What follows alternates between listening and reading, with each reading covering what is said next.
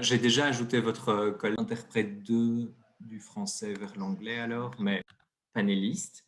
Et donc là, nous vous diviserons en 2 ou 3 groupes où vous aurez la possibilité de discuter sur un thème précis avec les présentateurs.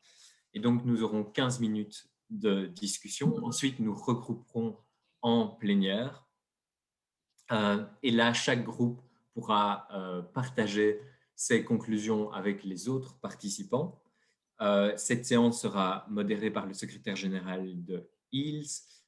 Si nous avons le temps, nous prendrons aussi également quelques questions, donc questions-réponses avec les panélistes.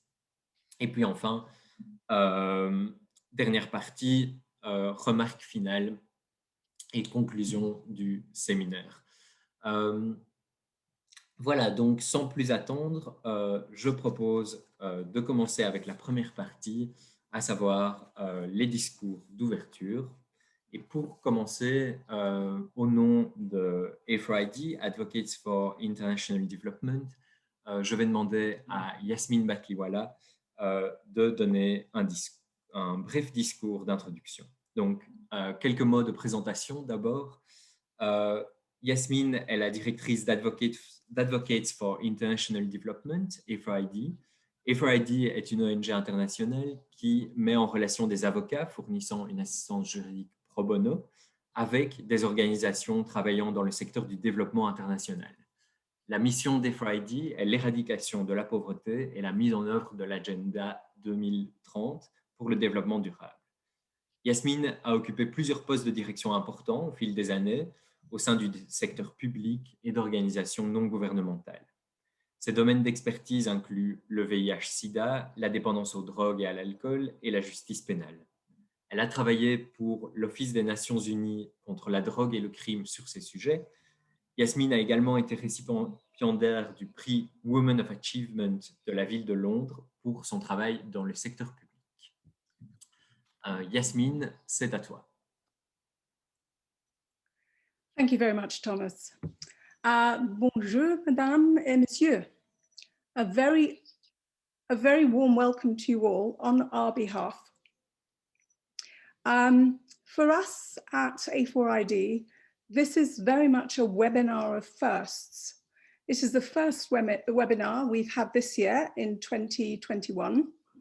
It's the first time that we've held an event in Burundi, which is very exciting for us, as we've been keen to do so for some time now.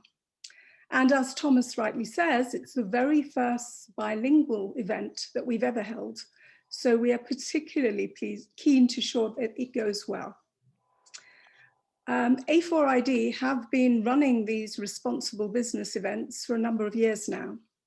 However, over the past 3 years, we've been doing so in conjunction with our wonderful partners, the East Africa Law Society.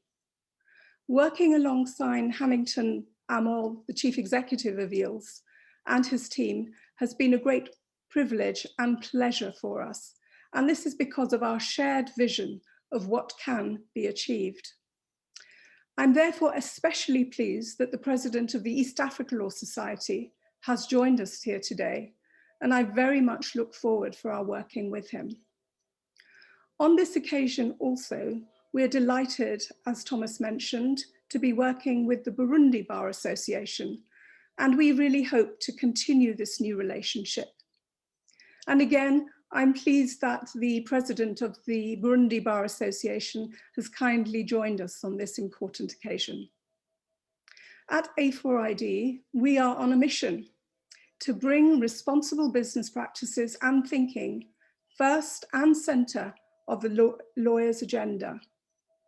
We therefore want to work with you in doing so. We want to learn from you how best to do this and how to engage in a meaningful dialogue so that this agenda is adopted for the common good. Now, just a few words, a little more than what Thomas said about A4ID. We are a small non-profit, but we leverage the power of over 50,000 lawyers worldwide who donate their time and their skills to work with our development partners, who include over 900 NGOs, social enterprises, development country governments and organizations such as the UN and also World Bank to use the law more effectively. So far, our work has impacted in over 130 countries. We firmly believe that the law can and should be used more effectively to eradicate global poverty. Our work, as Thomas has said, is very much framed around the Sustainable Development Goals, the SDGs, continuing our focus on the role of the law and how lawyers play their part. We published the very first guide on the UN Guiding Principles specifically for the legal profession far back in 2013. Since then, an increasing number of businesses have translated the UN Guiding Principles into their practices and into their policies. Today's webinar focuses on how being a responsible business makes commercial business sense and how this will add value to your own work in the way that you advise your clients and also how you work with them. I think it would be fair to say that there is increasing pressure on businesses to take steps to ascertain, to manage, and to account for their human rights impacts, and indeed to explain how they are achieving this. This pressure is taking on more obvious legal dimension as notions of moral and ethical responsibility have begun to transform into perhaps harder-edged legal duties, predominantly through legislation, regulatory developments, and of course, litigation. Lawyers have therefore an opportunity now to take the lead and to promote responsible business activities and of course, to harness those outcomes. As mentioned at the beginning of my address, we are keen to establish this links with the legal community here in Burundi.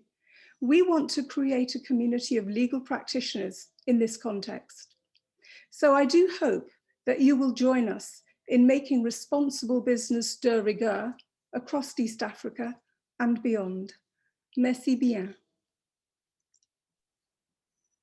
Merci beaucoup, Yasmine.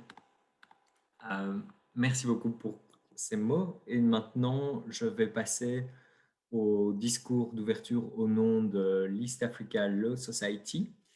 Est-ce que je peux vérifier que Patrick Didier Noukouri est bien avec nous? Et Patrick Didier, est-ce que vous pourriez mettre votre micro et votre caméra pour que nous puissions vous entendre et vous voir?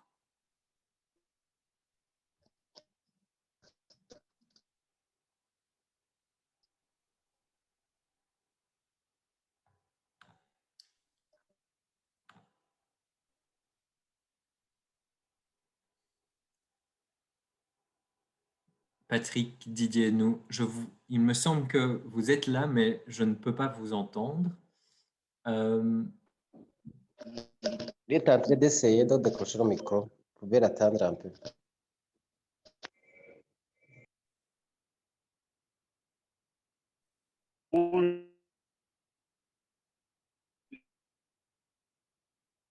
Je vais vous présenter et puis j'espère que vous allez pouvoir nous rejoindre à ce moment.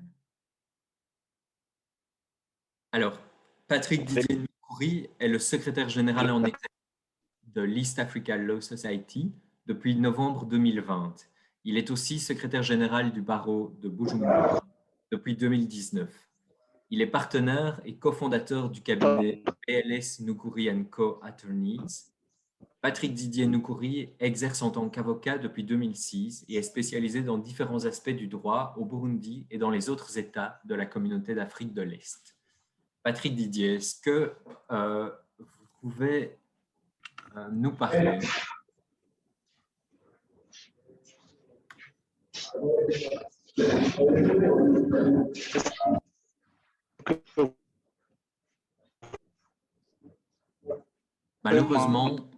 Malheureusement, nous ne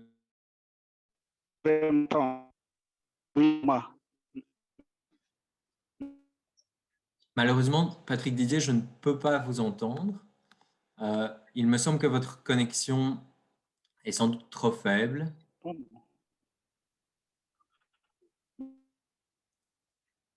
OK.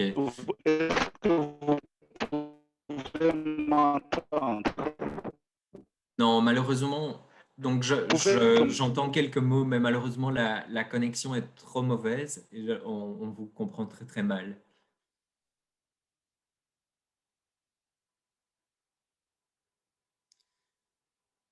Je vais, je vais voir si le président de l'East Africa Law Society est avec nous afin de dire quelques mots au nom de l'East Africa Law Society. Et Patrick Didier, si votre connexion est meilleure dans le futur, essayez si vous pouvez trouver une solution, alors évidemment, je vous donnerai l'opportunité de dire quelques mots. Est-ce que Bernard Undu, Bernard, are you with us? So Bernard Undu is the president of the East Africa Law Society. Yes, I am. Okay. My picture is, Yeah. you're seeing me, right? Yeah, we can hear you and we can see you. I'm just going to introduce you briefly and then the floor is yours. Bernard Undu est le président de l'East Africa Law Society. Il est associé chez Citadel Advocates, anciennement Undu & Co Advocates, un cabinet de conseil juridique basé en Ouganda qui se spécialise dans les services de conseil sur les partenariats publics-privés et le financement de projets. En tant que spécialiste du financement de projets, Bernard a conseillé sur des projets d'infrastructures notables tels que la ligne de chemin de fer du corridor nord, un pipeline et une raffinerie de pétrole, l'autoroute Kampala-Jinja.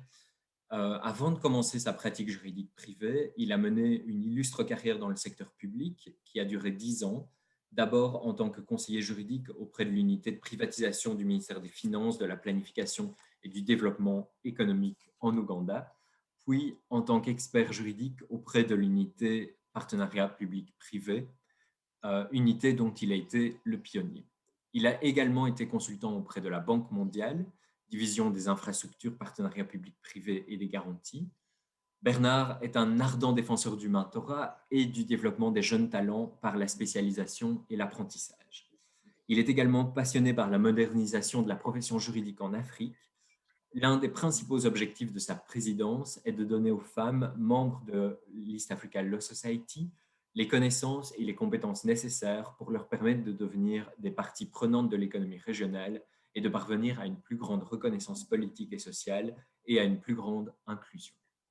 Donc, Monsieur le Président, c'est à vous pour nous donner un bref discours d'ouverture au nom de l'East Africa Law Society. Over to you. Thank you, FYD. Bonjour. That is the best I can speak in French. I will try and improve my French later. I want to take this opportunity on behalf of the East Africa Law Society to thank you for the partnership we have had for the last number of years. The training that you do on business and human rights is now more important than ever. As lawyers, we are called upon to now evaluate our projects using a human rights perspective. We have also seen the development of the UN principles, and increasingly, we now have to look at our projects from that sort of perspective. I believe that this training is going to add value to our members, but most importantly, build our capacity. During my tenure as president, I intend to continue with the association that we have had. I also intend to ensure that the capacity of our members is built, and more importantly, to ensure that we contribute, as the previous speaker spoke, on dealing with poverty in the countries in which we live in. It's going to be very critical, and I know that this training will add a lot of value. Let me take this opportunity to thank the Secretariat, to thank the organizers for the conference, to thank the Burundi Bar Association, and also to thank my predecessor, President Emeritus Willie, Robert. I thank you so much, and I wish you good deliberations. Thank you. Merci beaucoup. Merci beaucoup, Monsieur le Président, pour ces mots. Et merci beaucoup à l'East Africa Law Society pour ce partenariat. J'en profite pour remercier également Hannington Amol, qui est le directeur exécutif de l'East Africa Law Society et qui est parmi nous aujourd'hui, ainsi que David Sigano, qui est le gestionnaire de programme de l'East Africa Law Society et qui est également parmi nous aujourd'hui. Donc, Hannington et David, bienvenue et merci beaucoup pour notre collaboration. Enfin, pour ce dernier discours d'ouverture au nom de l'Ordre des avocats du Burundi, je vais appeler maintenant Maître Jean de Dieu Muzenge. Est-ce que vous pouvez me confirmer que vous êtes avec nous et que nous pouvons vous entendre?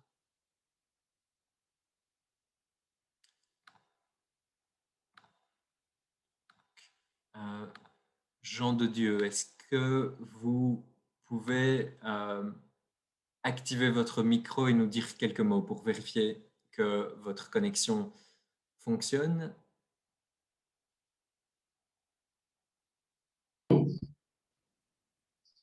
Vous m'entendez? Oui, je vous entends très bien, merci. Merci. Je vais vous présenter et puis après, je vous donne la parole. Alors, Maître Jean de Dieu Muzenge est un avocat réputé au Burundi et membre du barreau du Burundi depuis 2005. Il est le président de l'Ordre du barreau du Burundi, membre du Conseil supérieur de la magistrature, membre du conseil d'administration de l'East Africa Law Society. Maître Muzenge a été chargé de cours à temps partiel à la faculté de droit de l'Université du Burundi, formateur d'avocats, ancien cadre de banque et ancien magistrat au tribunal de grande instance de Bujumbura. Donc, Maître Jean de Dieu, c'est à vous pour le discours d'ouverture au nom de l'association de l'Ordre des avocats du Burundi. Au nom du barreau de Bujumbura et à mon nom propre, je vous souhaite d'abord la bienvenue et salutations à tout le monde. C'est un honneur pour moi d'être avec vous sur cette plateforme pour partager l'expérience entre les formateurs qui sont de grands juristes, d'éminents juristes très bien formés et qui ont à nous dire, qui ont à dispenser comme formation au profit de nous, au profit de nos avocats. Je souhaite la bienvenue à tout le monde ici chez nous au Burundi. Bien qu'on soit à distance, nous vous accueillons chaleureusement et nous sommes ravis de cette organisation en rapport avec la formation sur les bonnes pratiques, les pratiques commerciales responsables, les bons conseils aux entreprises par nos chers confrères, afin qu'effectivement, on ait des pratiques commerciales très adéquates, très appropriées au profit de la population. Je vous souhaite donc la bienvenue et à la même occasion, j'adresse mes remerciements à l'endroit de l'ILS, à l'endroit de l'AIFD pour avoir organisé, pensé à ce que cette organisation se fasse au Burundi au profit des avocats burundais. Je salue chaleureusement ce partenariat et vous souhaite qu'il dure éternellement afin que chacun puisse bénéficier de l'expérience en provenance de son confrère, en provenance de son frère juriste des autres pays. Mes remerciements s'adressent également aux panélistes qui vont être utiles pour nous, pour notre barreau, pour nos avocats, parce que je dois avouer que c'est l'unique en son genre au profit de nos avocats et surtout sur cette thématique qui a été bien choisie et que, encore une fois, nous confirmons la nécessité d'avoir cette formation. Nous vous souhaitons donc un bon travail, une bonne formation et à nos avocats qui se sont fait inscrire pour bénéficier de cette formation, je voudrais les inciter à ce que la formation qu'ils ont acquise leur serve de grand ouverture et qui servent d'exemple tant au Burundi qu'à l'extérieur pour que nous ayons effectivement des pratiques qui soient adaptées et qui soient voulues par toute la communauté. Encore une fois, bienvenue, encore une fois, mes remerciements et bon travail. Merci. Merci beaucoup, Monsieur le Président, pour ces mots de bienvenue et pour votre discours. Nous sommes ravis d'être avec vous au Burundi, même si, comme vous l'avez dit, nous sommes à distance, mais le cœur y est. Voilà, merci beaucoup à toutes les organisations qui ont permis l'organisation de ce séminaire. Nous allons maintenant passer à la deuxième partie du séminaire, à savoir la formation proprement dite. Et nous allons commencer par la présentation de Gauthier Van Teuyn et Camille Leroy. Avant de vous passer la parole, Gauthier et Camille, je vais également brièvement vous présenter. Donc, Gauthier Van Teuyn dirige le département belge du droit de l'environnement et de la réglementation à Allen & Overy. Il est membre du groupe de travail de l'Association internationale du barreau sur la justice et les droits de l'homme en lien avec le changement climatique. Il est également membre du groupe de travail sur les droits de l'homme d'Allen & Overy. Gauthier se spécialise en droit de l'urbanisme et de l'environnement, se concentrant sur les questions de droit public et administratif. Il possède une vaste expérience du contentieux dans tous les domaines du droit administratif. Il se présente régulièrement devant le Conseil d'État et la Cour constitutionnelle belge. Gauthier est actif dans le domaine des affaires et des droits humains. Il a conseillé des clients et des autorités dans des litiges concernant la discrimination raciale et d'autres violations des droits humains. Gauthier a également donné des conseils juridiques sur la conformité des politiques en matière de droits de l'homme. Il est souvent invité à prendre la parole lors de séminaires sur les questions d'environnement et de droits de l'homme. Gauthier sera accompagné de Camille Leroy. Camille est Senior Associate au sein du département contentieux et contrats d'Allen & Overy à Bruxelles. Elle se spécialise dans la criminalité en col blanc, les enquêtes et le contentieux des affaires et des droits de l'homme. Elle possède une vaste expérience dans le conseil aux entreprises multinationales et aux institutions financières, dans diverses procédures civiles et pénales. Camille est également assistante d'enseignement en droit pénal et en droit de la procédure pénale à l'Université Saint-Louis de Bruxelles. Camille est active dans le domaine des affaires et des droits humains, a conseillé des clients dans des enquêtes concernant la traite des êtres humains et d'autres violations des droits humains. Elle est également rédactrice en chef de la Business and Human Rights Review, éditée par Allen & Overy. Gauthier et Camille, merci beaucoup d'avoir accepté de partager votre expertise avec nous aujourd'hui. Je vous laisse la parole, donc vous pouvez partager votre écran avec votre présentation et vous avez donc nous sommes à temps, donc vous avez 30 minutes. Au niveau de la présentation, demain, en fait, on a juste accès à la présentation, mais est-ce qu'on doit la partager de notre côté? C'est ce que j'avais compris, mais je peux vite la retrouver et la partager, pas de problème. Est-ce que je peux vous demander peut-être de vous rapprocher un peu du micro parce qu'on vous entend, mais de façon assez faible. En attendant... Je fais un test. Vous m'entendez actuellement? Il faut que je me rapproche encore. C'est mieux comme ça. Oui. Merci beaucoup. Alors, je vais partager mon écran. Okay. Oui, désolé pour le petit malentendu. Non, pas de problème. Oui. Juste en termes d'introduction, permettez-nous également de vous remercier dans Thomas A4ID, le barreau de Burundi et la Hills, pour nous avoir invités pour participer à cette formation concernant des entreprises responsables. Vous verrez peut-être dans l'agenda qu'il y avait 2 volets qui étaient prévus, un quart d'heure pour moi, un quart d'heure pour Camille. Et comme on est ensemble ici au bureau de Bruxelles, on a décidé de traiter les 2 volets qui sont pris dans l'agenda ensemble pour avoir un peu une vue un peu plus globale, un peu plus cohérente de la matière. Et je ne sais pas, Thomas, si on a déjà le contrôle des slides.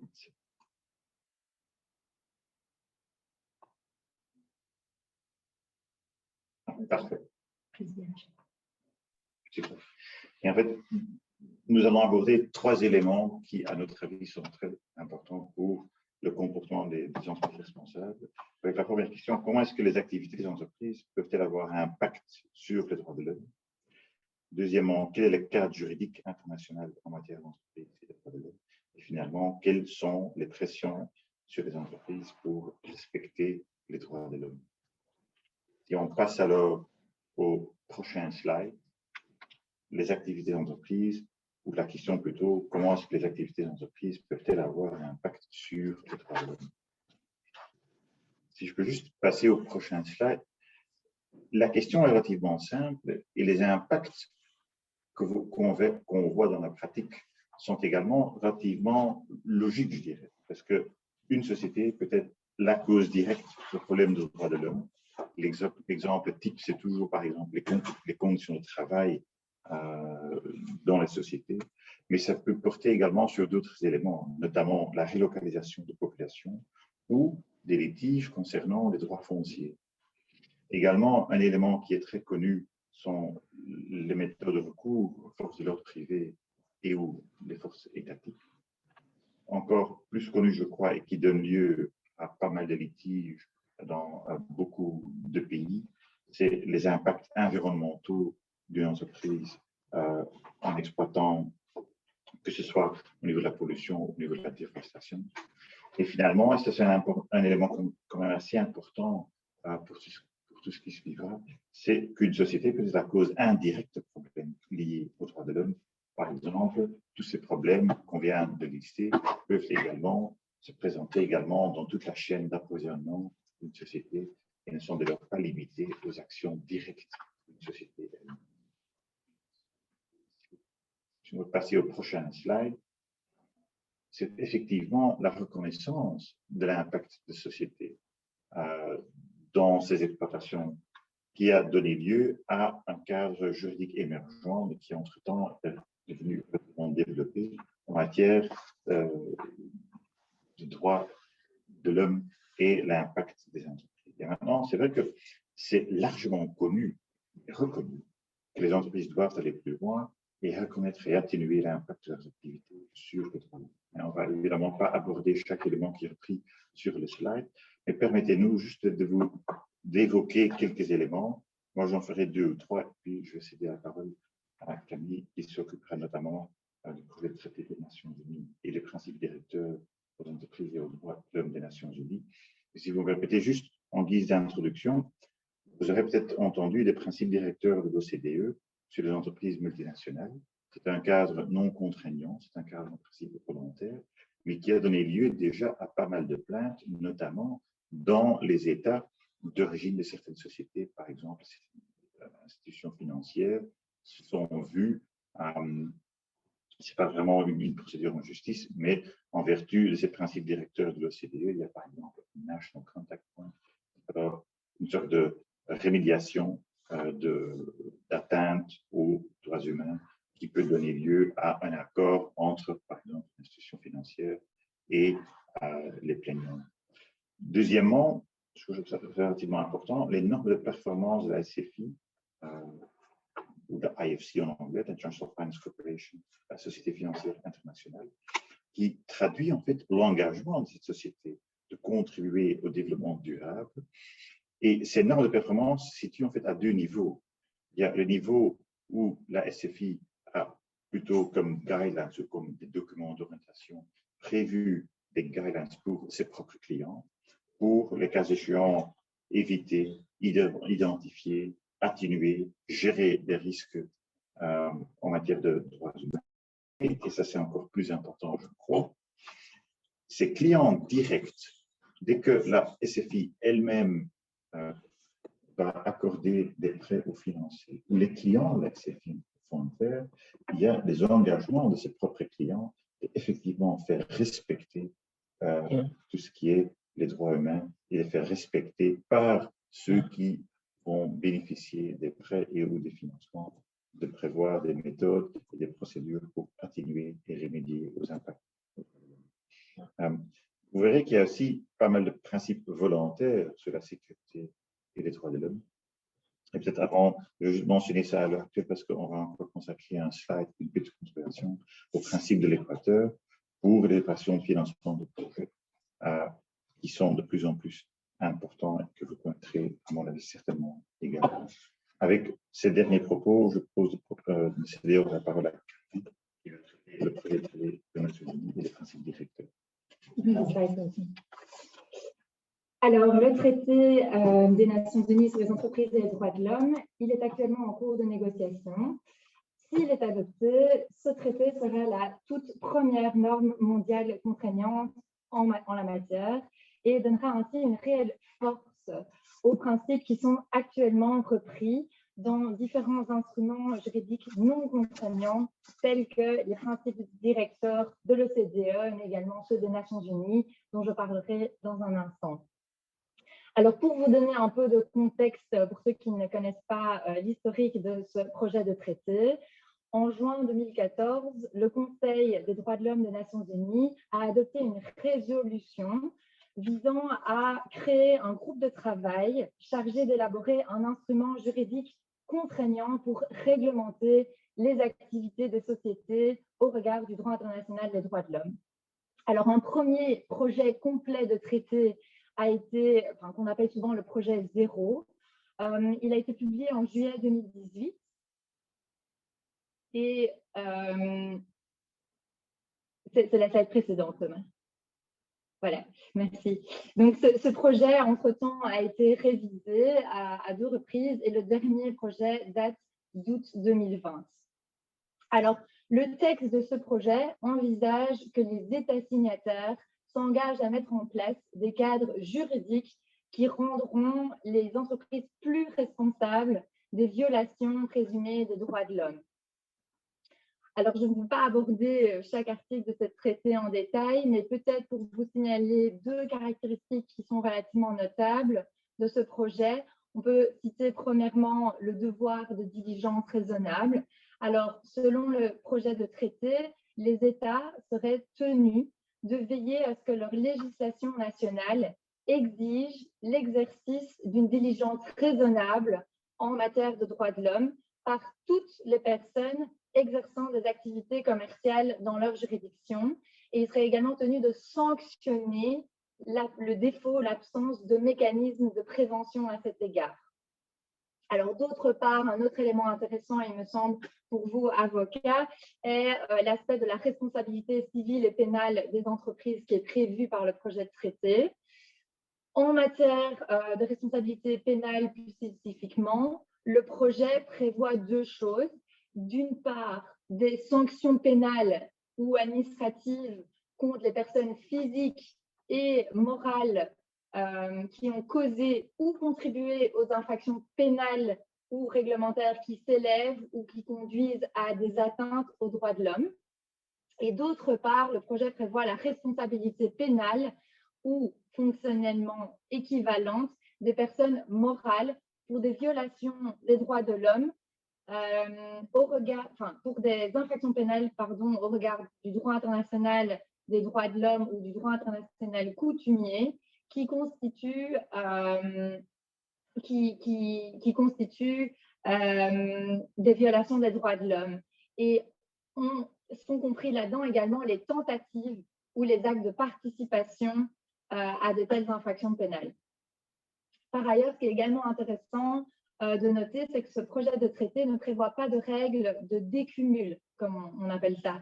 Cela veut dire que la responsabilité des personnes morales ne porte pas atteinte à une potentielle responsabilité des personnes physiques. Alors, le dernier instrument que vous voyez sur les slides sont les principes directeurs des Nations Unies relatifs aux entreprises et aux droits de l'homme de 2011. Certains de vous les connaissent peut-être. Alors, si on passe à la diapositive suivante, on verra ce que sont les principes directeurs. Alors, que sont-ils? Ce sont 31 principes. Ce sont 31 principes qui sont non contraignants. Ils sont non contraignants, mais ils ont été adoptés à l'unanimité par le Conseil des droits de l'homme des Nations Unies en juin 2011. Ces principes s'appliquent à tous les États membres des Nations Unies et à toutes les entreprises opérant dans ces États, et ce, indépendamment du secteur des entreprises, de leur taille et de leur structure. Les principes directeurs des Nations Unies reposent sur 3 piliers fondamentaux auxquels je reviendrai dans un instant. Alors, ces principes ne prétendent pas énoncer le contenu des droits de l'homme. Au contraire, ils se reposent plutôt sur des instruments existants en la matière et par conséquent, ils ne créent pas de nouvelles obligations juridiques internationales ou nationales pour les entreprises. Dès lors, il revient aux entreprises et aux États de déterminer comment ils vont mettre en œuvre ces principes directeurs. Alors, je vous disais que les principes directeurs des Nations Unies, prochaine slide s'il te plaît Thomas, ces principes directeurs mettent en œuvre le cadre de référence des Nations Unies qui repose sur les 3 piliers, protéger, respecter et réparer. Alors, que prévoit ce cadre? Le premier pilier que vous voyez à gauche prévoit une obligation de l'État de protéger les droits de l'homme. Les États ont ainsi l'obligation, selon les principes directeurs, de protéger lorsque des tiers, en ce compris des entreprises, portent atteinte aux droits de l'homme sur leur territoire ou sous leur juridiction. Il leur incombe pour ce faire de définir des attentes claires en matière de droits de l'homme et d'adopter des mesures appropriées pour, premièrement, empêcher ces atteintes, mais lorsqu'elles se produisent tout de même, ils doivent enquêter à leur sujet, punir les auteurs et, troisièmement, les réparer par le biais de politiques, de lois et de règles et même de procédures judiciaires. Alors ça, c'est pour le premier pilier. Maintenant, le deuxième pilier concerne la responsabilité incombant aux entreprises de respecter les droits de l'homme. Les entreprises doivent donc respecter les droits de l'homme. Mais qu'est-ce que cela signifie? Cela signifie qu'elles doivent agir avec la diligence nécessaire pour éviter de porter atteinte aux droits de l'homme, d'autrui, et elles doivent remédier aux incidences négatives sur les droits de l'homme dans lesquelles elles ont une part. Alors, les entreprises peuvent avoir une part dans les incidences négatives sur les droits de l'homme, soit par le biais de leurs propres activités et également par suite de leurs relations commerciales avec d'autres parties. Les entreprises doivent donc connaître les normes applicables en matière de droits de l'homme et montrer qu'elles les respectent. Par conséquent, afin de montrer qu'elles les respectent, les entreprises doivent avoir en place des politiques et des procédures. Alors, à cet égard-là, les principes directeurs des Nations Unies préconisent principalement 3 types de politiques et de procédures. Premièrement, l'engagement politique de s'acquitter des responsabilités en matière de respect des droits de l'homme. Deuxièmement, une procédure de diligence raisonnable en matière de droits de l'homme pour identifier les incidences de l'entreprise sur les droits de l'homme, prévenir ces incidences et en atténuer les effets, et ensuite rendre compte de la manière dont l'entreprise y remédie. Et ensuite, troisième type de procédure ou de politique, ce sont des procédures qui permettent de remédier à toutes les incidences négatives sur les droits de l'homme que les entreprises peuvent avoir ou auxquelles elles peuvent contribuer. Voilà donc pour le deuxième pilier. Ensuite, le troisième pilier des principes directeurs a lui trait à l'accès à des voies de recours. Alors, d'une part, on a les États. Les États doivent prendre des mesures appropriées pour assurer, par le biais de moyens qui soient judiciaires, administratifs, législatifs ou autres, ils doivent prendre des mesures pour assurer que lorsque de telles atteintes aux droits de l'homme se produisent sur leur territoire, eh bien que les parties touchées aient accès à un recours effectif. Ça, c'est la responsabilité de l'État. En ce qui concerne les entreprises, elles devraient établir ou, à tout le moins, participer à des mécanismes de réclamation au niveau opérationnel pour les individus et les collectivités qui risquent de pâtir de l'activité de l'entreprise. Alors, cela permet à l'entreprise de pouvoir examiner rapidement les plaintes et y remédier directement. Alors, ce qui est préconisé, c'est que ces mécanismes de réclamation opèrent par le dialogue et par l'engagement plutôt que par l'entreprise qui se prononce elle-même sur ses propres actions. Voilà, je repasse la parole à Gauthier. Merci beaucoup. Maintenant, quelles sont les pressions? Excuse-moi, Thomas, je crois qu'on va passer au... Gauthier, est-ce que je peux te demander d'essayer de parler encore plus fort parce que les interprètes ont parfait. Super. Et merci de m'avoir prévenu. Quelles sont les pressions alors sur les entreprises pour respecter les droits de l'homme? Si on peut passer à la prochaine slide, vous voyez en fait qu'à plusieurs volets, à plusieurs niveaux, il y a des risques qui peuvent se manifester pour les sociétés, notamment relatives aux questions relatives aux droits de l'homme. Alors, le plus logique en tant qu'avocat, c'est évidemment de se focaliser sur les risques juridiques. Maintenant, ces risques juridiques peuvent exister tant dans les états d'origine que dans les états d'accueil. Dans les états d'accueil, c'est très clair. Une fois qu'une société qui est en train d'exploiter ne respecte pas les lois locaux ou locales, c'est très clair qu'elle peut voir sa responsabilité mise en cause pour le non-respect de la loi locale. Mais également, les états d'origine, vous verrez qu'il y a de plus en plus d'États qui adoptent des législations qui s'appliquent au comportement d'une société et de ses filiales, tant dans l'État d'origine que dans les États tiers où l'exploitation a lieu, non seulement par elle-même, mais par ses subsidiaires et même, le cas échéant, dans toute sa chaîne d'approvisionnement. Vous verrez que cette responsabilité peut être de nature pénale, notamment en tout ce qui concerne anticorruption. Il y a beaucoup de législations qui existent actuellement qui prévoient une sanction pénale non seulement pour ce qui se passe dans l'État d'origine, mais également dans d'autres États où que soit l'exploitation de cette société.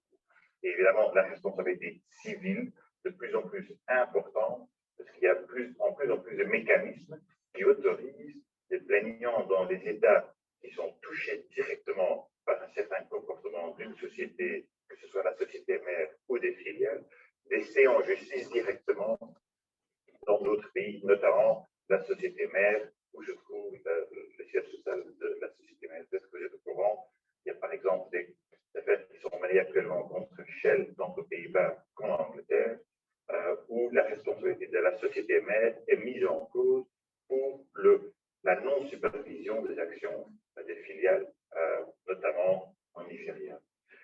Ça, c'est les risques juridiques, je dirais, très clairement identifiés ou axés sur les acteurs mêmes, les sociétés mêmes. Mais il y a également, par l'effet des contreparties, un véritable effet de retombée, parce que notamment les financeurs, qu'ils soient de nature privée ou de nature publique, sont devenus de plus en plus importants dans l'imposition du respect des droits de l'homme par la société.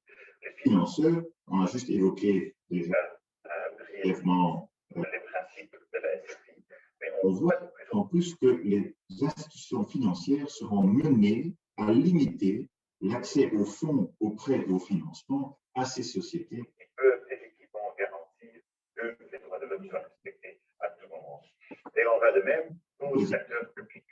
Pour pouvoir participer au marché public, pouvoir accéder à les contrats publics, de plus en plus, les législations prévoient effectivement non seulement le respect de tout ce qui est les droits des sociétés, mais notamment les droits humains, les droits environnementaux. Et de plus en plus, par cet effet de retombée, les prêteurs et partenaires investisseurs du secteur privé imposent, que ce soit de nature contraignante dans les contrats, ou que ce soit par des codes de conduite volontaires, un comportement des sociétés qui est plus à même avec le respect des droits de l'homme. Est-ce qu'il y a d'autres pressions? Mais effectivement, parce que non seulement il y a l'aspect juridique, mais il y a l'aspect risque de réputation. Une fois qu'une société Et de plus en plus, on voit dans la presse ou par les médias sociaux que c'est quand même assez clair qu'une société qui ne respecte plus ou qui perd, par exemple, un certificat, voit immédiatement un impact sur sa réputation et voit l'impact des consommateurs, par exemple. Également, c'est aussi plutôt, je dirais, une sorte de pression sur la réputation. Chaque société qui est un peu responsable est quand même présumée travailler avec une sorte de permis social d'exploitation. Ce n'est pas un permis octroyé par un État, ce n'est pas un permis véritable, mais c'est le permis social d'exploitation qui montre qu'une société fait partie d'un réseau social, respecte les lois locales. Mais une fois que sa réputation est mise en cause, on verra et on constate que le permis social d'exploitation semble quand même sous pression. Et d'autres éléments que je viens d'avoir déjà évoqués, il y a les principes directeurs de l'OCDE qu'on a brièvement touchés dans les slides précédents, également de code de conduite volontaire auxquels s'adhèrent les sociétés, avec le risque d'ailleurs d'augmenter le risque de responsabilité civile par une société qui a manifestement adopté certains codes de conduite. Une fois que cette société ne respecte plus ces codes, c'est clair que sa responsabilité peut être mise en cause. Si vous me permettez de passer à la prochaine slide, juste à titre d'exemple, parce que Camille a déjà évoqué, je ne sais pas, Thomas, si ça va pour la prochaine slide. Ah, super, merci beaucoup. Je pense qu'il y a un décalage. Ah, désolé. Donc, c'est celle-ci? Non, c'est la prochaine. Ok. Ça devrait être celle qui commence par... Exemple, diligence raisonnable en matière de droits de l'homme.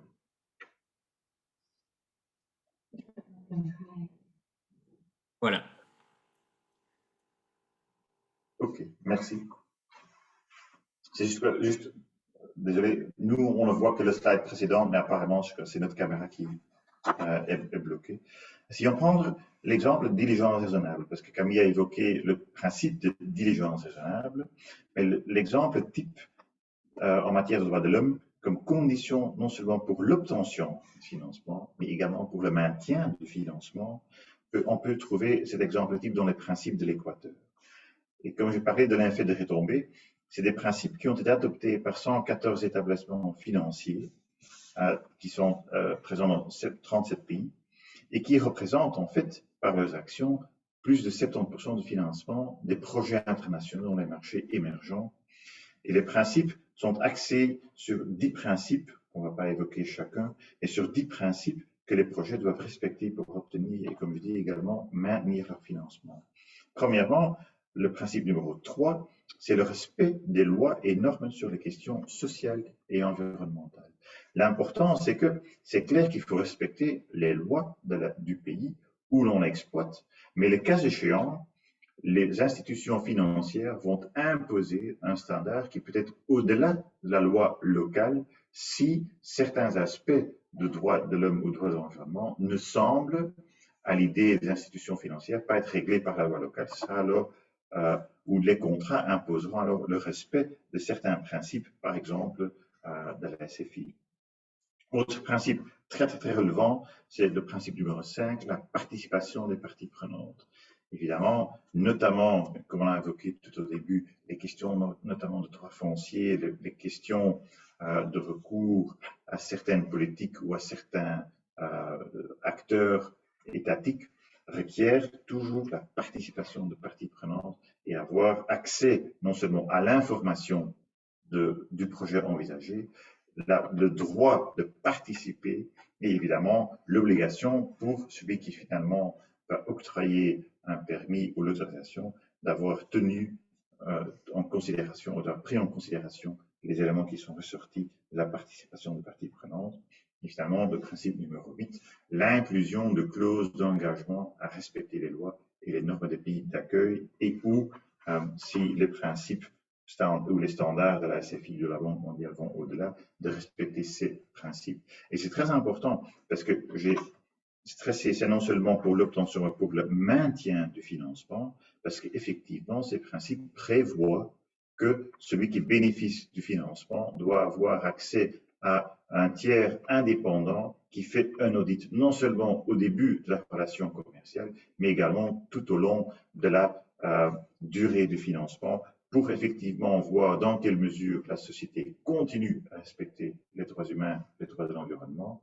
Et si effectivement il y a un problème, il doit y avoir un mécanisme de rémédiation qui en premier lieu peut être plutôt informel.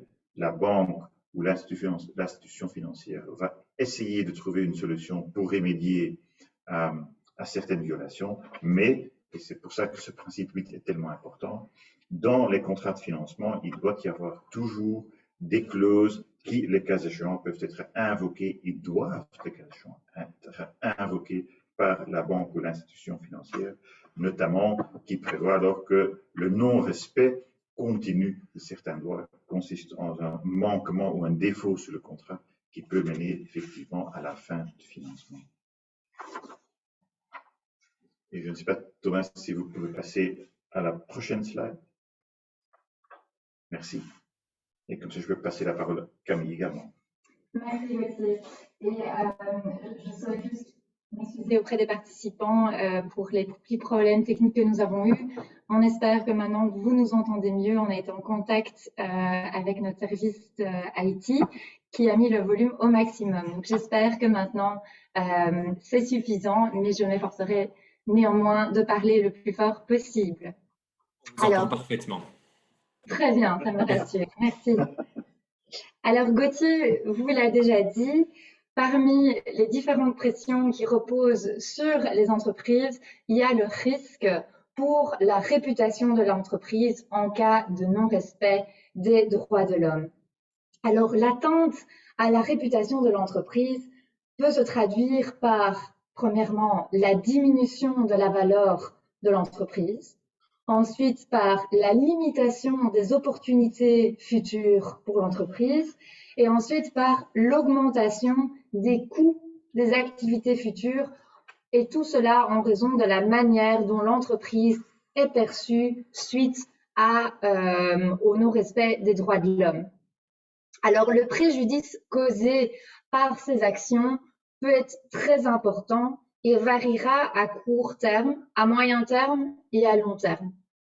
À court terme, il pourrait y avoir une baisse du cours de l'action de l'entreprise, il pourrait y avoir des répercussions sur les flux de trésorerie, il pourrait y même avoir une perte de revenus due au fait que les clients se tourneraient vers des concurrents suite à la mauvaise réputation acquise par l'entreprise. À moyen terme, on pourrait constater une incapacité à obtenir des contrats importants, voire même la nécessité de déployer de gros efforts pour renforcer les relations avec les principales parties prenantes. Ensuite, à moyen terme, les préoccupations peuvent consister en une incapacité à récupérer les parts de marché perdues et voire même la menace d'une reprise de la société. Alors, quelques exemples d'entreprises dont la réputation a été entachée par une atteinte aux droits de l'homme, dont vous avez probablement entendu parler, se sont présentés sur les slides. Peut-être pour commencer par un de ceux-là, Samsung notamment. Vous saurez peut-être qu'il y a quelques années, un groupe de défense des droits des travailleurs qui était basé aux États-Unis a publié des conclusions qui semblaient contredire le contenu du rapport de Samsung en matière de développement durable. Alors, le rapport de Samsung ne mentionnait pas l'embauche de mineurs, malgré les preuves trouvées par ce groupe de défense des droits des travailleurs, malgré les preuves trouvées donc de travail de mineurs dans une usine d'électronique dans une province chinoise.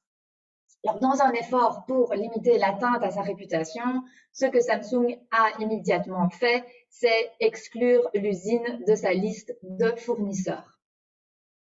Ensuite, vous aurez entendu parler d'un deuxième exemple relativement frappant, c'est celui de Tesla, Google, Dell et Apple, qui font actuellement l'objet d'un procès aux États-Unis pour des allégations de travail d'enfants dans les mines de cobalt dans la République démocratique du Congo, au sein de leur chaîne d'apprivoisement.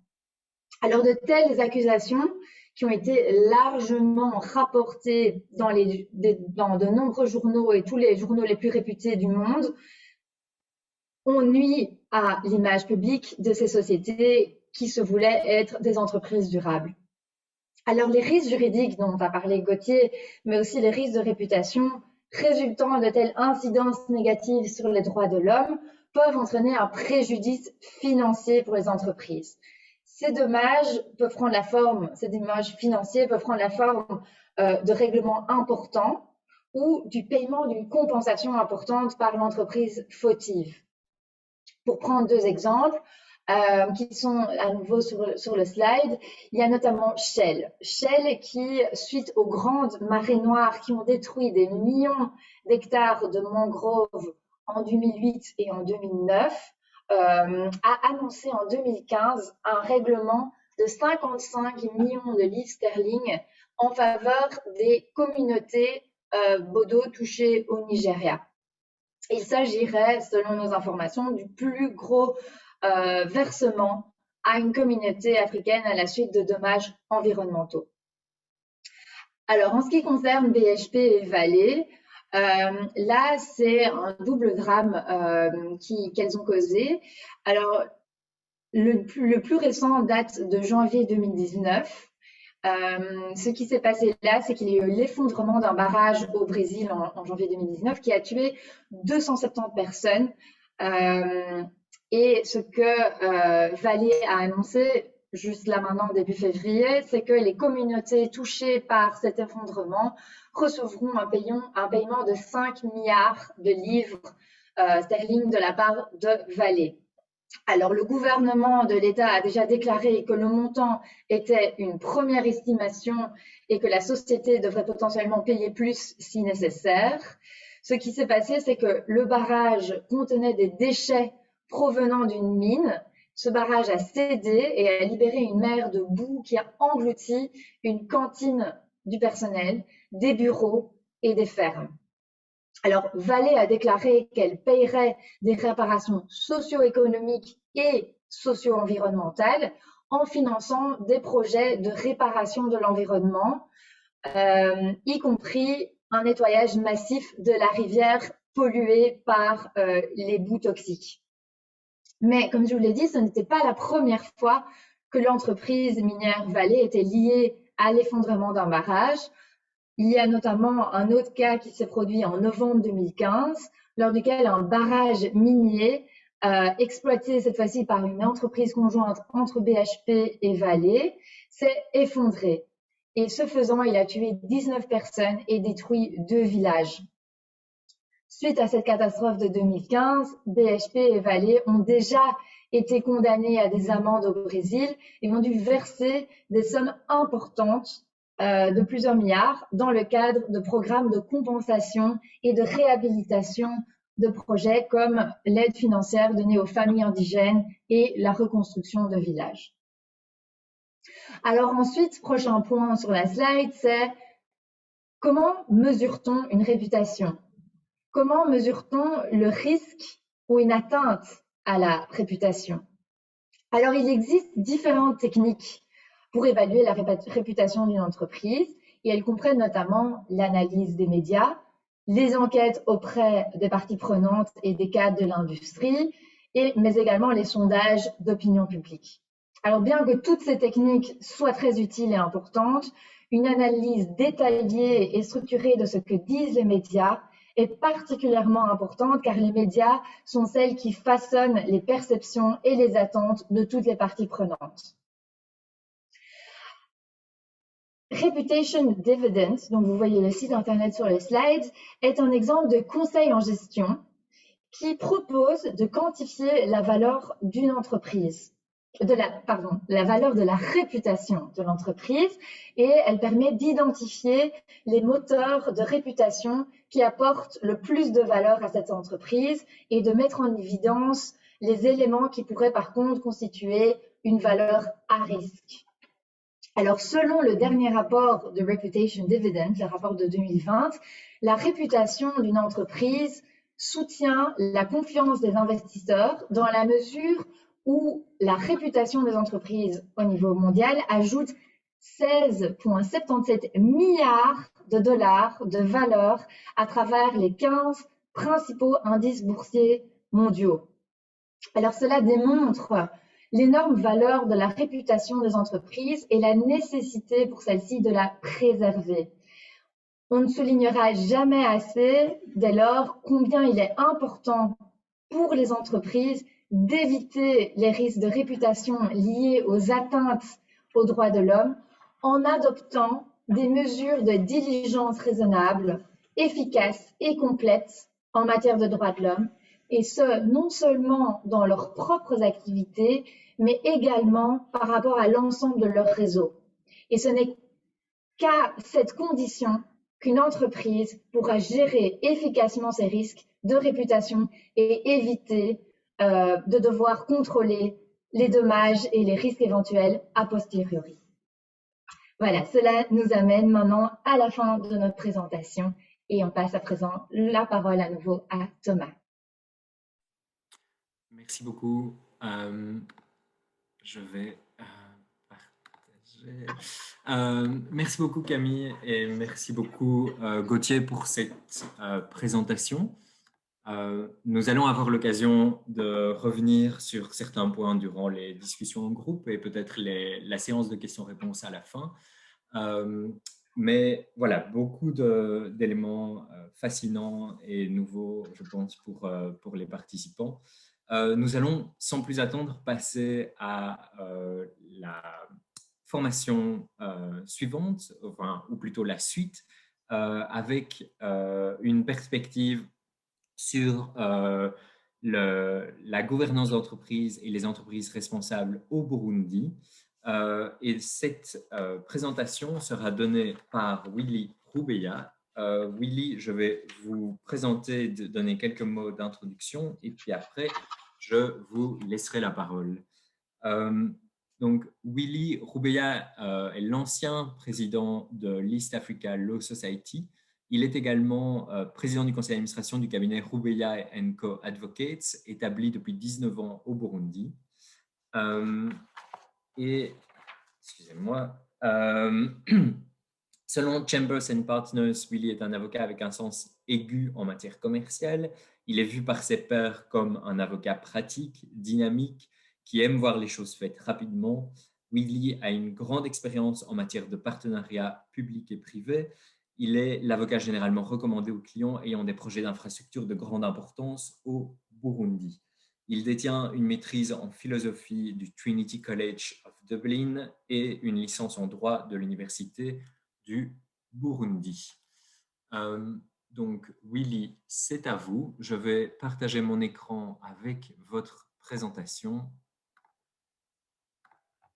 et vous laisser la parole et vous avez 15 minutes.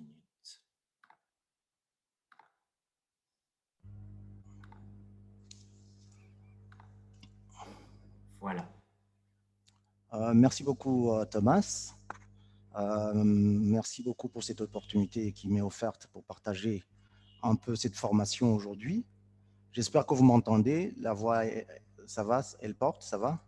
Oui, on vous entend bien. Merci. Parfait. Donc, je vais passer au slide suivant. Donc, je vais plutôt m'appesantir sur les possibilités qui s'offrent aux avocats et aux juristes au niveau du Burundi, c'est-à-dire en dehors de cadre assez général donné par les principes au niveau international. Je voudrais revenir un peu au niveau du Burundi. Déjà, nous avons une certaine opportunité parce que nous avons une armature juridique assez fournie.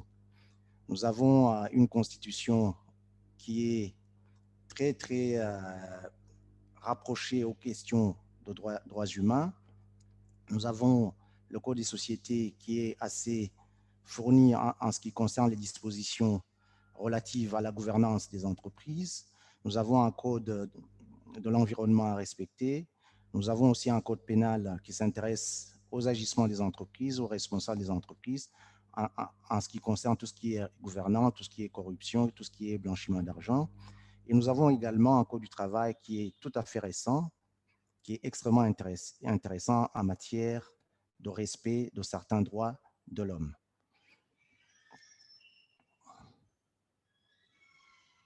On peut passer au... Merci beaucoup.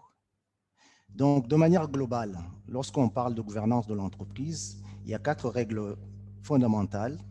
C'est la transparence, c'est le processus décisionnel, c'est un système d'évaluation des processus au sein de l'entreprise, c'est aussi la question d'efficacité et de l'efficience de l'évaluation. Slide suivant.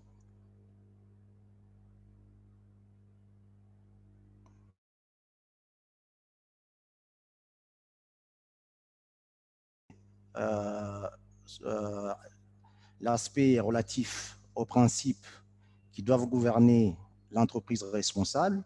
Comme cela a été dit, selon les principes des Nations Unies relatifs aux entreprises et aux droits de l'homme et les principes OCDE, il y a trois piliers principaux. C'est protéger, c'est un rôle qui revient à l'État. Il y a un respect des principes qui revient carrément aux entreprises. Il y a la question de réparation qui revient à l'État qui doit mettre en place un processus de dommages pour assurer une indemnisation aux victimes. Slide suivant, s'il vous plaît.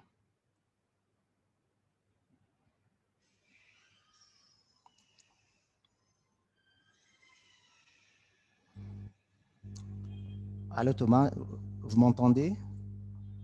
Oui, je pense qu'il y a un délai entre le moment. D'accord, merci beaucoup. Donc, je voudrais m'appesantir un peu sur le rôle de chacun. Je pense que cela a été dit, c'est à titre de rappel tout simplement pour me permettre d'entrer dans le cadre strictement local. C'est-à-dire l'État doit mettre en place un cadre juridique et réglementaire nécessaire à la protection des droits de ses habitants, à la protection de l'environnement, à l'exploitation responsable des ressources naturelles. L'État doit également prévenir, enquêter et sanctionner et faire réparer le préjudice réalisé.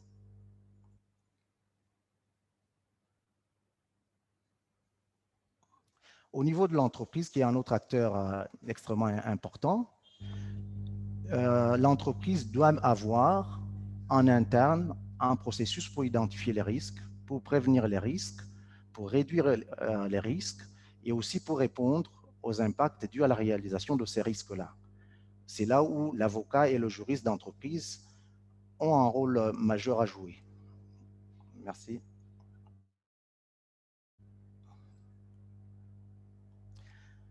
Les droits les plus concernés, donc nous avons des traités, nous avons des conventions internationales qui heureusement sont intégrées dans notre législation interne.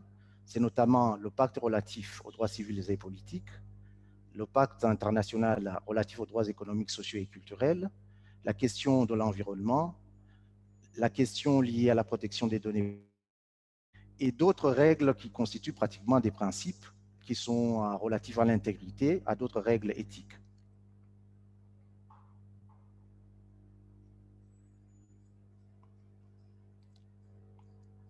Donc, je vais passer directement aux opportunités qui sont offertes aux avocats et juristes. Et je reviendrai probablement aussi sur une question qui, à mon avis, est essentielle, c'est le rôle joué par la société civile.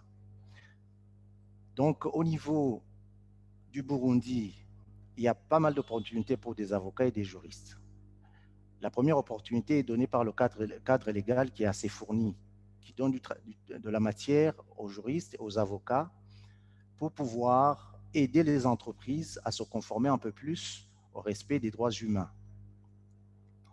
Deuxièmement, c'est la nature des acteurs en interaction et leur interaction, c'est-à-dire généralement les avocats qui travaillent avec les entreprises sont en relation permanente avec les juristes d'entreprise. Donc, ils sont toujours en relation et c'est là où la qualité des services à offrir aux entreprises doit tenir compte aussi de ce qu'on appelle la due diligence, que je dirais en français, c'est comme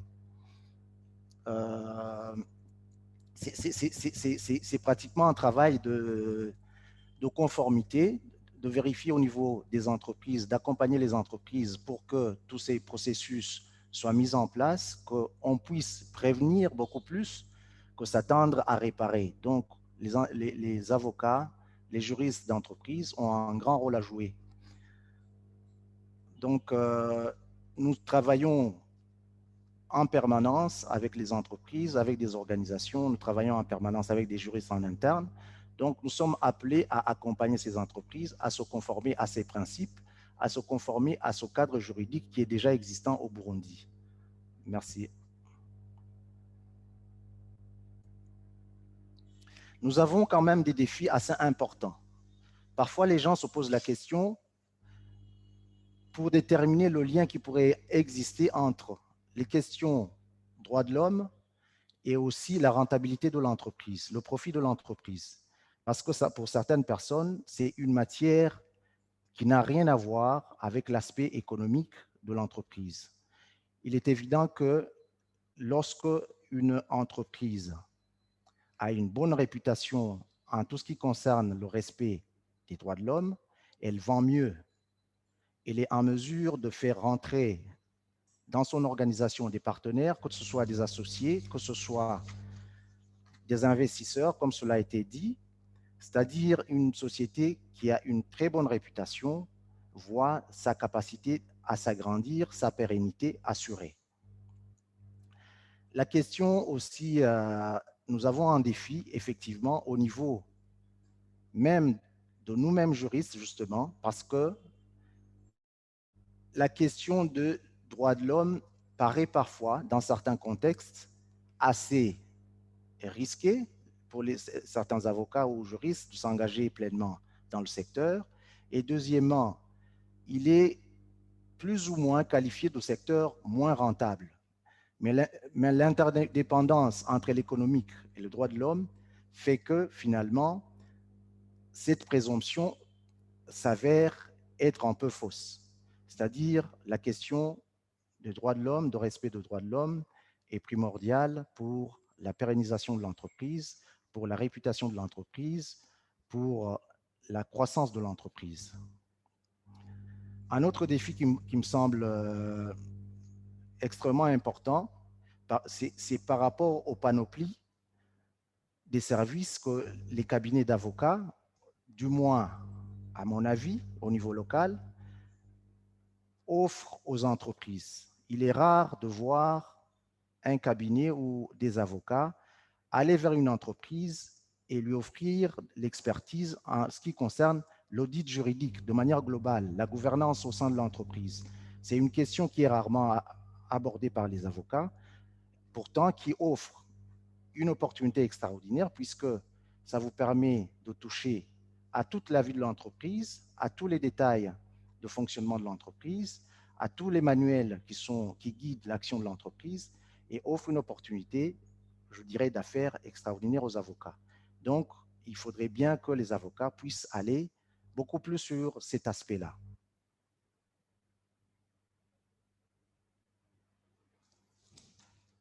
Donc, je n'ai pas voulu être très long dans la mesure où plusieurs des questions ont été abordées par les précédents présentateurs. Par contre, je voudrais tout simplement faire remarquer que dans les différents documents auxquels j'ai eu accès, j'ai été un peu surpris de voir que peu est réservé à la société civile.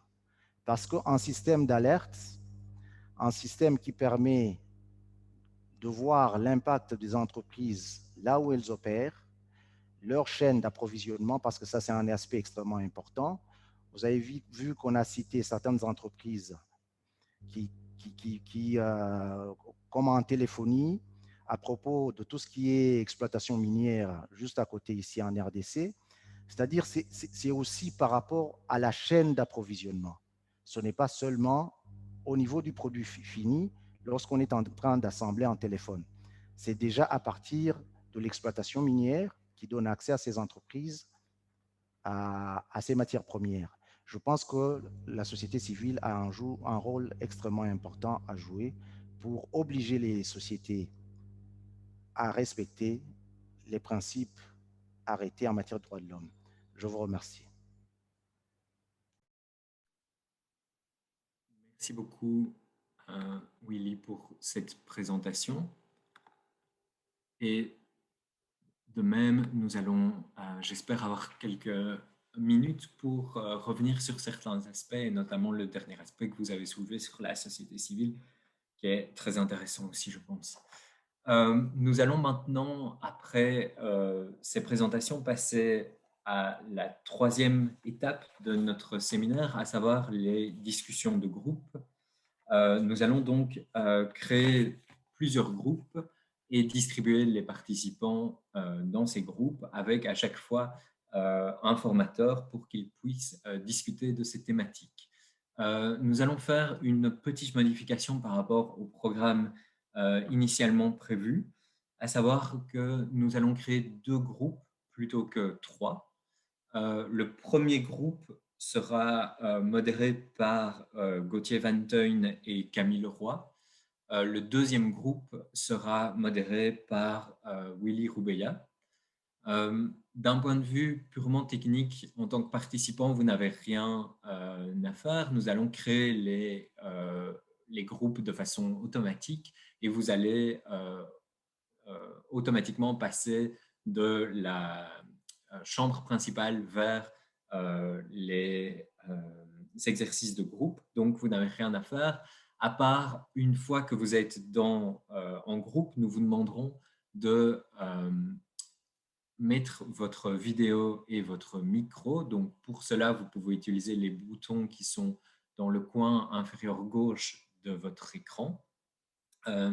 Et alors, nous allons commencer dans chaque groupe par une présentation. Donc, les modérateurs vont vous inviter à vous présenter. Donc, vous pouvez partager votre nom, votre prénom, votre profession et éventuellement quelques mots sur votre intérêt sur cette thématique et la raison pour laquelle vous avez décidé de participer à cette formation.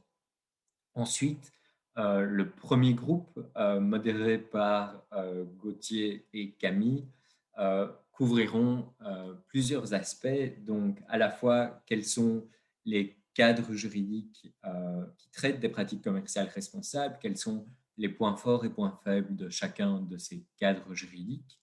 Et ensuite, donc, nous avons fusionné les 2 thématiques. Quelle est l'importance de la due diligence, diligence raisonnable en matière de droits de l'homme et d'environnement dans la gestion des risques juridiques et de réputation. Vous aurez 15 minutes pour discuter de cela.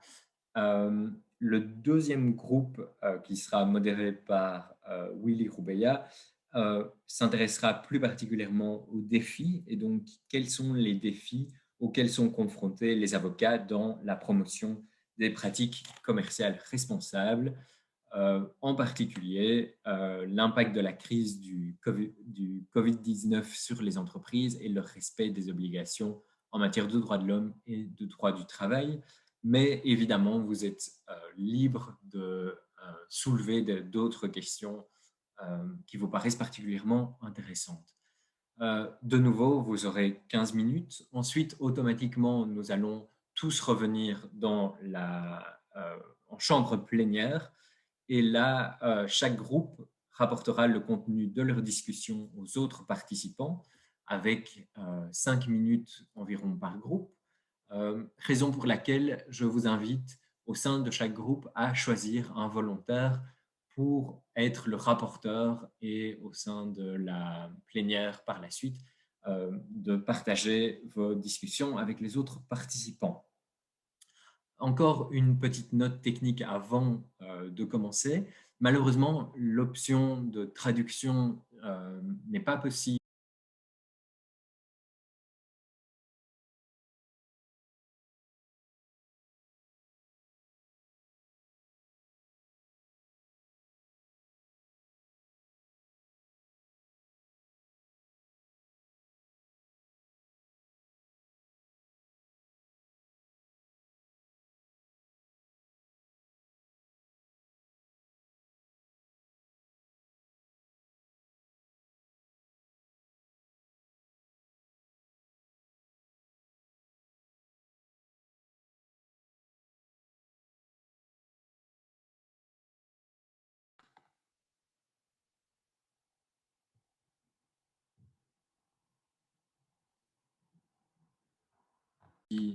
de ce séminaire. Et pour cela, je vais rappeler Patrick Didier Noukouri qui, je pense, a une meilleure connexion parce qu'il était dans le premier groupe. Patrick Didier, est-ce que je peux vérifier que vous êtes avec nous et qu'on vous entend?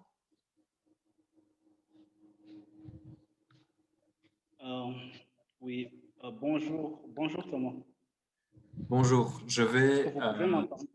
Oui, on vous entend. Oui. Donc, je vais vous réintroduire rapidement et puis vous passer la parole pour modérer la session de restitution. Et par la suite, vous pouvez directement délivrer les remarques finales du séminaire. Donc, Patrick Didier Noukouri est le secrétaire général en exercice de l'East Africa Law Society depuis novembre 2020. Il est également secrétaire général du barreau de Bujumbura depuis 2019. Il est partenaire et cofondateur du cabinet BLS Noukouri & Co. Attorneys. Patrick Didier Noukouri exerce en tant qu'avocat depuis 2006 et est spécialisé dans différents aspects du droit au Burundi et dans les autres États membres de la communauté d'Afrique de l'Est. Donc, Patrick Didier, c'est à vous pour la modération de la séance de restitution et les remarques finales. Merci. Oui, merci Thomas. J'espère que la connexion va rester. Je suis très honoré de procéder à cette de présider à cette séance de restitution. Comme vous vous en souvenez, vous avez suggéré que les participants soient dispatchés en deux groupes, en deux équipes. La première qui allait discuter, qui allait échanger sur l'importance de la due diligence, de la diligence raisonnable, tandis que la seconde allait discuter sur les défis. Est-ce que je suis toujours entendu? Oui, on vous entend. Oui, qui devait être modéré par Maître Willy Louveya, qui devait se pencher sur les défis que les juristes d'entreprise et les avocats d'affaires rencontrent sur terrain. Donc, dans la session dans laquelle j'ai participé, c'est la première équipe, celle qui discutait sur l'importance de la due diligence. Est-ce que Camille et Gauthier peuvent... Allô? Vous nous entendez? Oui, je vais restituer. Oui. Merci Camille beaucoup. Et Gauthier, vous aurez entendu, oui, vous aurez entendu ce que les participants ont dit. Est-ce que vous pouvez en quelques mots résumer? Absolument. Permettez-nous juste de nous excuser parce qu'on n'a pas eu l'occasion, vu le temps qui nous était imparti, d'entendre tous les participants. Et dès lors, s'il y a encore quelqu'un qui, suite à la petite présentation ou le petit résumé qu'on verra, a encore des commentaires, remarques, je ne sais pas si on peut les inviter encore à faire les commentaires. Mais ce qu'on a pu déduire, en tout cas, parce qu'on est notamment focalisé sur les questions de due diligence et la façon dont ça pourrait avoir une influence sur le comportement, la responsabilité d'une société durable. Je crois que ce qui est émergé, à notre avis, ou à mon avis, je veux dire, pour ne pas être présomptueux, c'est qu'effectivement, c'est quand même conçu et reconnu que même, je crois, dans la pratique juridique burundaise, que le concept de due diligence devient de plus en plus important et que de plus en plus, on voit l'importance de pouvoir évaluer l'impact d'une société de façon, je dirais, circonstanciée et organisée et développée, moyennant un processus de due diligence en matière d'impact sur les conditions de travail, environnementales, respect des droits humains, ce qui fait, on n'a pas pu parler de la question de litige et ou des avantages de certains instruments, mais ayant entendu que ce concept devient de plus en plus important et connaissant, je crois également, les instruments de droit local qui avaient déjà été évoqués par Willy dans sa présentation, qui ont été réitérés lors de la session qu'on a eue, qu'on voit que ces deux éléments la due diligence et le droit local qui existe et qui autorise effectivement à faire respecter les droits humains et au-delà des droits humains environnementaux, etc., que ça devient, que ça a une importance de plus en plus grande dans la pratique des avocats qui étaient impliqués. J'espère que Camille, je parle trop. Camille, si tu as encore des commentaires supplémentaires. Je pense que c'était un très bon résumé de notre dossier. Merci beaucoup. Désolé. Oui, merci beaucoup Camille et Gauthier. Maintenant, je vais passer la parole à Maître Willy Louveya pour nous résumer en quelques mots les conclusions ou alors le contenu des échanges qui ont eu lieu concernant les défis rencontrés par les avocats et les juristes d'entreprise dans le secteur. Merci beaucoup, monsieur le modérateur. Donc, à notre niveau, nous avons eu un rapporteur. Je vais passer rapidement la parole à Maître Elliott, qui va vous partager les différentes observations, les discussions du groupe. Merci. Merci, Maître Willy. Dans notre groupe, on a pu relever quelques défis auxquels les avocats et juristes des entreprises au Burundi rencontrent. On a parlé un peu du respect du droit de travail par rapport à la réduction du personnel en période du Covid-19, le problème d'accès à la clientèle avec raison des mesures de protection. Troisièmement, la question de gestion des audiences par rapport à la distanciation sociale. Et quatrièmement, on a parlé de la problématique du télétravail qui semble être peu acceptée dans l'environnement actuel. Et enfin, on a parlé du changement des priorités au sein des entreprises entre les questions de droits de l'homme et de rentabilité. Je vous remercie.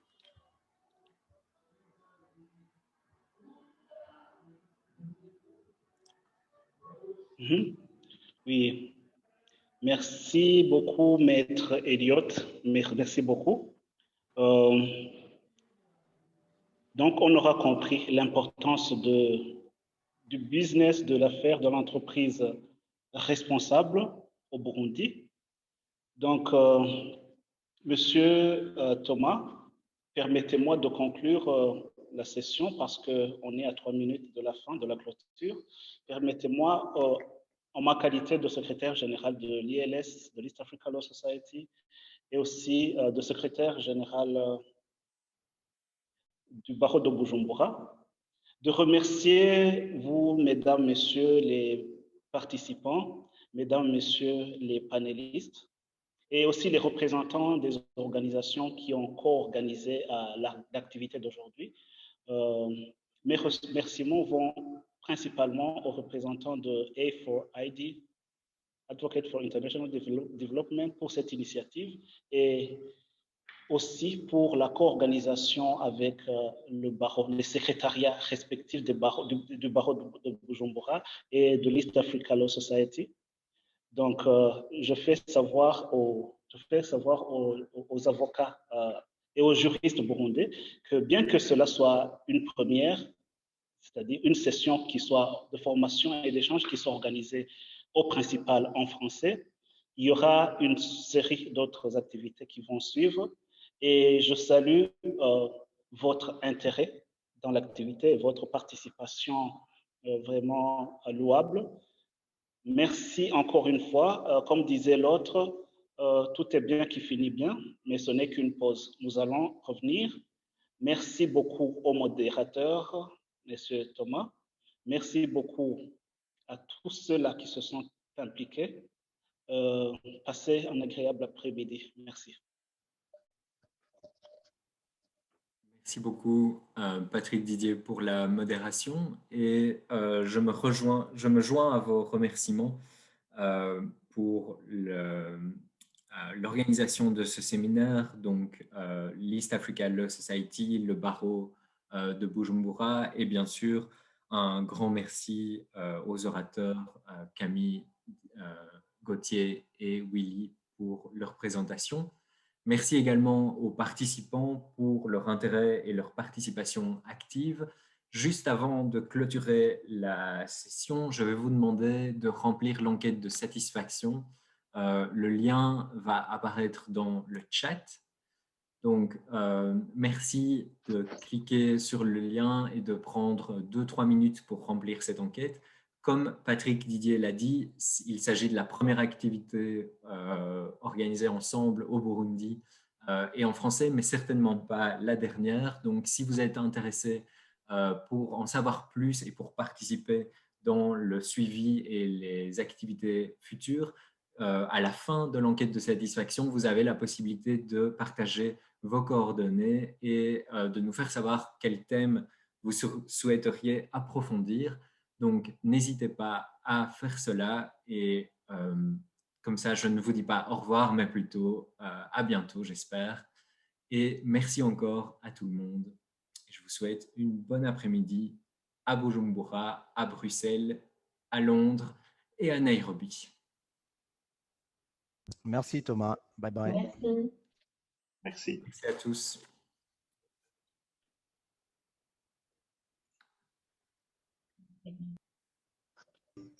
Au revoir, merci.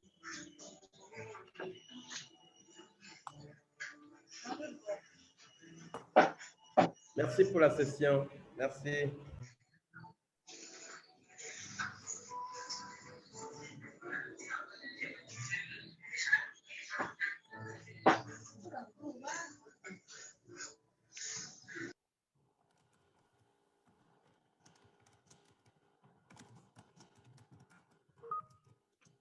Merci pour les panélistes, c'était vraiment agréable.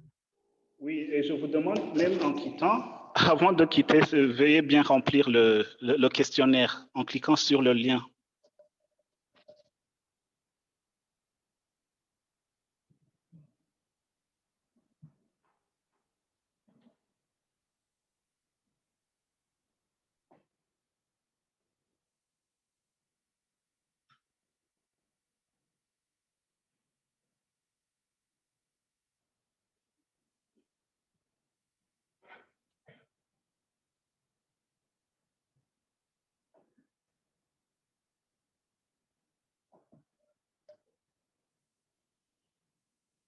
Yes, I can hear you well.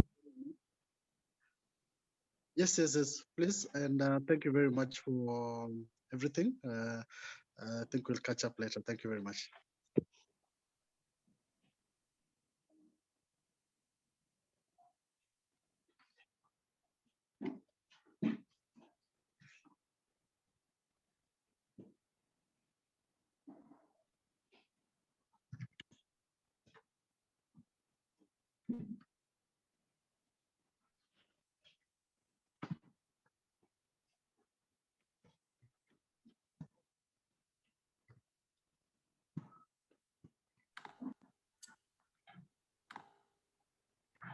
Et merci beaucoup aux traducteurs aussi. J'ai oublié de vous citer, mais merci beaucoup pour la traduction et pour votre travail, si vous êtes encore ici.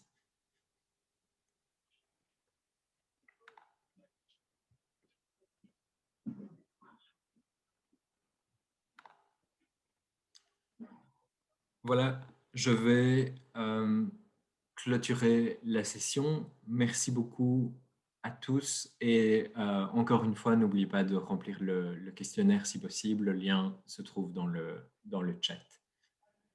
Merci beaucoup.